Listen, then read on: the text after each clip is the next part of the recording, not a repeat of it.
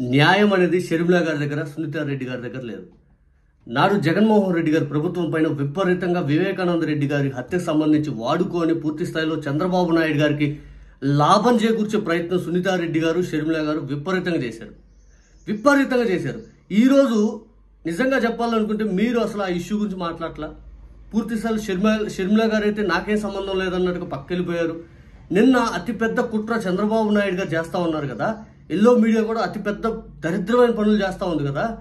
ఇక natural deaths కూడా తీసుకెళ్లిపోయి ఇదిగో అనుమానాస్పద మృతి అయ్యిందని చెప్పి మీ కుటుంబ సభ్యుల్లోని ఎవరైతే చనిపోయారో వాళ్ళ చనిపోయిన దాన్ని కూడా అవమానకర రీతిలో మాట్లాడుతున్నారంటే పూర్తి స్థాయిలో మీరు ఎందుకు స్పందించట్లేదు? అంటే మీకు ఎక్కడ ఎలా విధానం తయారైపోయిందంటే ఇంకా చంద్రబాబు నాయుడు గారు లాభం చేకూర్చాలో, మా కుటుంబ సభ్యులు ఏమైపోయినా పర్లేదు, మా వాళ్ళు ఎట్టున్నా కానీ పర్లేదు అయ్యిందని చెప్పి ఇంత దుర్మార్గం ఇదంతా అయితే మాత్రం ఖచ్చితంగా ప్రజలు గమనిస్తూ ఉన్నారు, షర్మిల గారు అండ్ సునీత గారు. బికాజ్ అభిషేక్ రెడ్డి గారిది న్యాచురల్ డెత్, ఆయన చనిపోయిన దాని గురించి ప్రపంచం మొత్తం తెలుసు. ఆయన్ని కూడా అనుమానాస్పద మృతి అయ్యిందని చెప్పి ఈనాడు, ఆంధ్రజ్యోతి తప్పుడు కథనాలు ప్రచురణ చేస్తూ ఉంటే మీరు ఎందుకు స్పందించట్లేదు? వివేకానంద రెడ్డి గురించి పూర్తి స్థాయిలో మీరు నాడు విపరీతంగా ప్రచారం చేశారు, విపరీతంగా. ఇంకెట్లాంటి ఊరు వాడు వెళ్ళిపోయి కొంగు పట్టుకుంటున్నాను, అది చేస్తున్నాను, ఇది చేస్తున్నాను విపరీతం ప్రచారం చేశారు కదా. చంద్రబాబు నాయుడు గారు ఇప్పుడు ఈ ఇష్యూ మీద రాజకీయం చేయాలని గట్టిగా ప్రయత్నాలు చేస్తూ ఉన్నాడు. దాన్ని ఎందుకు మీరు అడ్డుకోవట్లేదు? మీ నాన్నగారిని రాజకీయంగానే వాడుకోవాలని ప్రయత్నం చేస్తున్నారు, దానికి మీరు మద్దతు ఇస్తున్నారా? సునీత గారు, మీ బాబాయ్ గారు పూర్తి స్థాయిలో రాజకీయానికి ఉపయోగపడాలా చంద్రబాబు నాయుడు గారికి? చంద్రబాబు నాయుడు గారికి రాజకీయం కోసమేనా ఈ అంశాలన్నీ?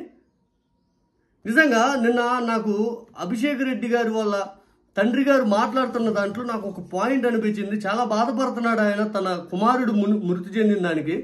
నిజంగా ఆయన అంత బాధలో ఉంటే వాళ్ళ కుమారుడు మృతి పైన కూడా అవాస్తవాలు చెబుతూ పూర్తి స్థాయిలో ఇక మాట్లాడేదాన్ని రాజకీయం చేస్తున్నారంటే ఆ తండ్రికి ఇంకా ఎంత మనోవేదన.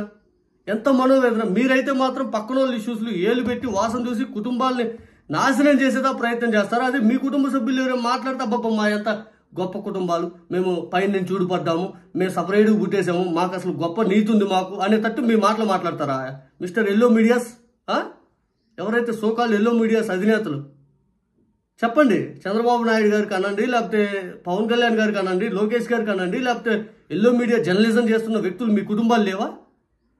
ఎందుకంటే పక్కన వాళ్ళ కుటుంబాలు అంత దారుణంగా వాళ్ళ మానసిక శోభ పెడతారు వాళ్ళని.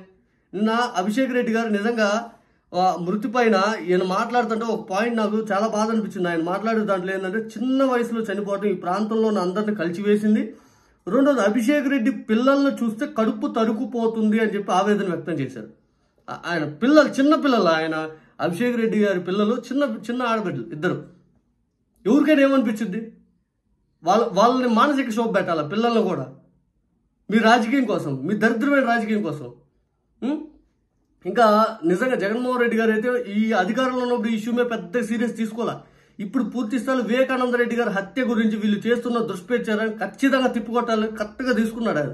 ఆయన స్టాండ్ ఆయన బలంగా వైఎస్ ఫ్యామిలీ మొత్తం తాటి మీదకి వచ్చి విమర్శిస్తుంది దీన్ని ఖచ్చితంగా. బికాజ్ ఎందుకంటే వాళ్ళకి తెలియని దాన్ని వాళ్ళ మీద మరక అద్దుతూ ఉంటుంటే వాళ్ళైనా ఎన్నాళ్ళని భరిస్తారు వాళ్ళైనా కానీ. ఒకరోజు భరిస్తారు, 2 రోజులు భరిస్తారు, 3 రోజులు భరిస్తారు. పదే ఇష్టానుసార రీతిలో వాళ్ళ మీద ఇంకా దుమ్మెత్తి పోస్తూ ఉంటే వాళ్ళకైనా మనసులు ఉండవా? వాళ్ళకైనా మనస్సాక్షి ఉండదా? గంగిరెడ్డి గారు ఆయన పెద్ద వయసుతో ఆయన అనారోగ్యంతో ఆయన చనిపోయాడు. ఆయన మీద కూడా ఇంక వాచ్మెన్ రంగాన్ని ఆయనే చిన్నపిల్లోడా ఆయనది. అలాగే ఇదంతా అనుమానాలు ప్రేరేపించేటట్టుగా నిజంగా ఏదో అయిపోయింది. ఈ రాష్ట్ర ప్రజలకు ఇంకేడు ఇష్యూ లేవు, మిర్చి రైతుల సమస్యలు లేవు, లేదా ఇంకోటి లేదు, ఇంకేమీ లేవు. నిరుద్యోగులు జాబులు ఇద్దామని లేదు, మిర్చి రైతులకు ఏదైనా వాళ్ళు గిట్టుబాటు ధర కల్పించాలని లేదు, రైతులు పూర్తి స్థాయిలో న్యాయం చేసే పనులు ఏం లేవు, పథకాలు అమలు చేసేది లేదు, కంపెనీలు అన్నారు, అన్నారు, ఏమీ లేవు. నిద్రపోతున్న జగన్, మనం యాడికి పోయినా జగన్, అసెంబ్లీలో జగన్, కేబినెట్ మీటింగ్లో జగన్, ఇంకెటు పోయినా జగన్. ఈ భజన తప్పితే ఇంకేం లేదు.